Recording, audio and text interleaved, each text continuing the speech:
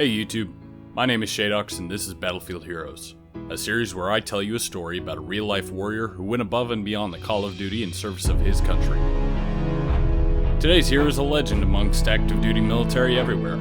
Ask almost any soldier what they would want if they were dying and surrounded by enemies, and they would surely answer you, a Colt 45. This is the story of the man who did just that. Thomas Baker was born June 25, 1916 in Troy, New York. His early life saw the rise of the Roaring Twenties and the Great Depression, and at age 24 he joined the U.S. Army in 1940. Thomas Baker was assigned to the 105th Infantry Regiment, 27th Division, Company A, and on June 19, 1944, he and his unit were fighting the Japanese on the island of Saipan, where Baker would be awarded the Medal of Honor. His citation depicts his actions.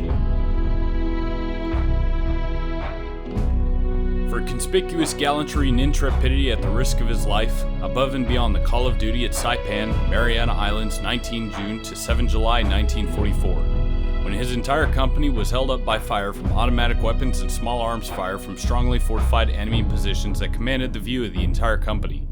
Sergeant, then Private Baker, voluntarily took a bazooka and dashed alone to within 100 yards of the enemy. Through heavy rifle and machine gun fire that was directed at him by the enemy, he knocked out the strong point, enabling his company to assault the ridge. Some days later, while his company advanced across an open field, flanked with obstructions and places of concealment for the enemy, Sergeant Baker again voluntarily took up position in the rear to protect the company against a surprise attack, and came upon two heavily fortified enemy pockets, manned by 2 officers and 10 enlistmen, which had been bypassed.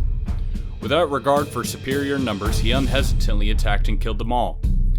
500 yards further, he discovered 6 men of the enemy who had concealed themselves behind our lines and destroyed all of them. On 7 July 1944, the perimeter of which Sergeant Baker was a part of was attacked from 3 sides by 3,000 to 5,000 Japanese.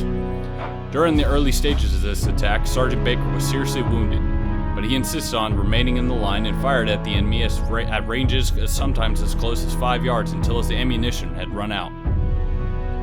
Without ammunition, with his only weapon battered into uselessness from hand-to-hand combat, he was carried about 50 yards to the rear by a comrade who he himself was wounded. At this point, Sergeant Baker refused to be moved any further, stating that he preferred to be left to die rather than risk the lives of any more of his friends. A short time later, at his request, he was placed in a sitting position against a small tree.